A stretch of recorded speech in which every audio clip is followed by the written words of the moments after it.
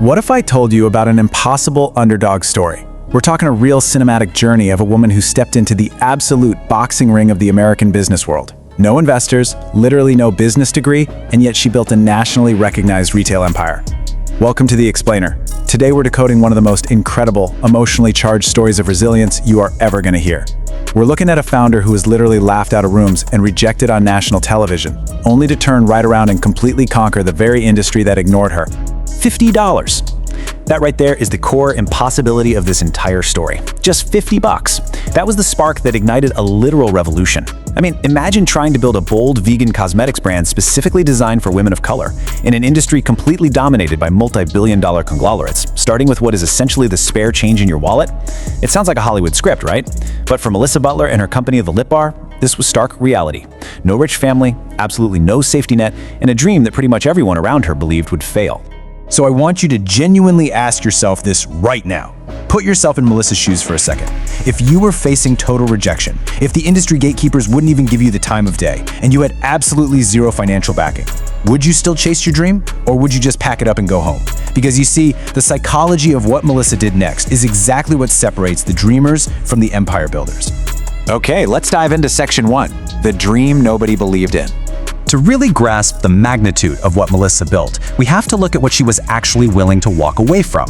She wasn't born into wealth or powerful connections, but she did have a comfortable, stable life. Melissa was working on Wall Street. She had that corporate job most people strive for. But there was this massive, undeniable tension. Every single morning before work, she'd look in the mirror and face this burning, unanswered question. Why doesn't the beauty industry make products that actually represent everyone? At the time, the mainstream beauty industry offered incredibly limited shade ranges, completely lacking the bold, vibrant pigments that worked beautifully on darker skin tones. And this wasn't just about lipstick, right? It was about confidence. It was about millions of women who had been entirely overlooked. She just couldn't shake the feeling that if nobody else was going to build a brand for them, well, she was going to have to do it herself. So her tiny apartment kitchen basically transformed into a late-night laboratory. Just picture this. It's the middle of the night, the rest of the city is fast asleep, and Melissa is wide awake. Mixing, testing, failing, and starting over. Relying on just basic chemistry research, she worked tirelessly to formulate these vegan lipsticks with maximum pigment. And she dealt with batches that melted, cracked, and frankly just looked terrible. Straight into the trash they went. Every single failure cost her precious time and the very, very little money she actually had. But here's the thing. Every mistake built her belief.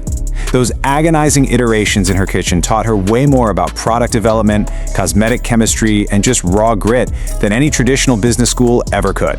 She was cementing her mission. She was proving to herself batch by agonizing batch that women who had been ignored deserved a brand they could proudly call their own. Which brings us to section 2, when reality hit. Because creating a great product in your kitchen is one thing, right? Taking it out into the unforgiving real world is a completely different beast. Melissa packed up her handcrafted products, super excited, thinking people would naturally just get it. But reality was about to hit her incredibly hard. She'd confidently walk into local stores, and this is what she heard. There's no market for this. Some store owners barely even glanced at her carefully packaged products. The bold colors, the unconventional vegan formulations, they simply didn't make sense to traditional buyers who just didn't understand her target demographic. Others rejected her before she could even finish her sentence. It was just a brutal, relentless wave of closed doors. And you can imagine, the psychological toll was heavy. The bills kept arriving. Rent was due. Every dollar she poured into this failing dream was a dollar she couldn't spend on herself. Even friends and family, the people who loved her the most, quietly started asking, hey, is it time to move on? She was sitting alone in her apartment, looking at these vibrant lipsticks, genuinely wondering if everyone else was right. She was on the absolute brink of quitting. But she decided to knock on just one more door. Section 3. The Shark Tank Nightmare. That one more door turned out to be a massive, unexpected opportunity. An email arrives inviting her to pitch her business on Shark Tank. 5 billionaires, millions of viewers. This felt like her ultimate salvation. She practiced for weeks, she walked through those famous doors into the intense, blinding studio lights, and the pitch actually started perfectly. She spoke passionately about her mission for inclusive beauty and her vibrant vegan formulas. But then the crushing reality set in. The investors just didn't understand the vibrant colors or the specific market needs she was fulfilling.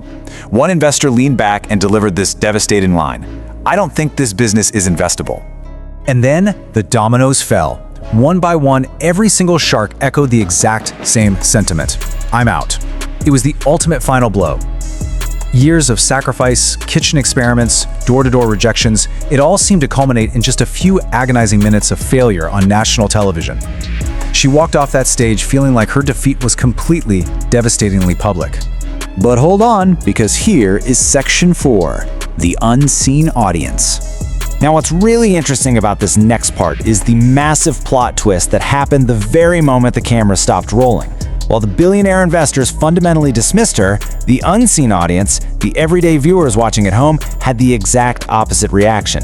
Thousands of women across America saw that pitch, completely ignored the shark's rejection, and furiously searched for Melissa's brand online. They flooded her inbox with messages saying, "Thank you for creating something that finally makes us feel seen."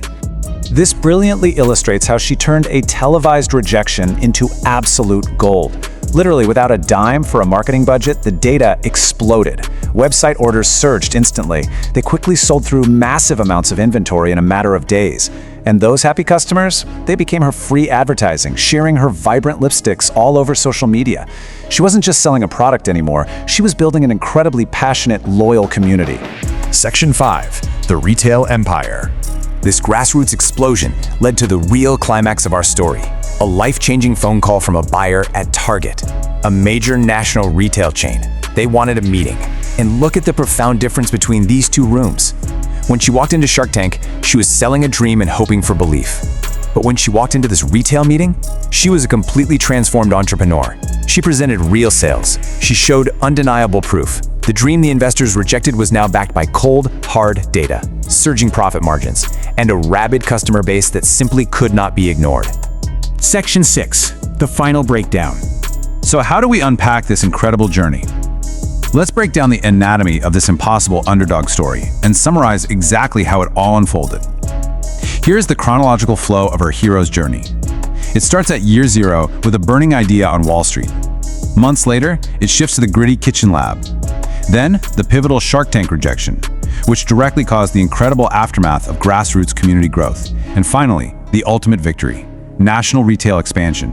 Each painful step was a necessary catalyst for the very next one.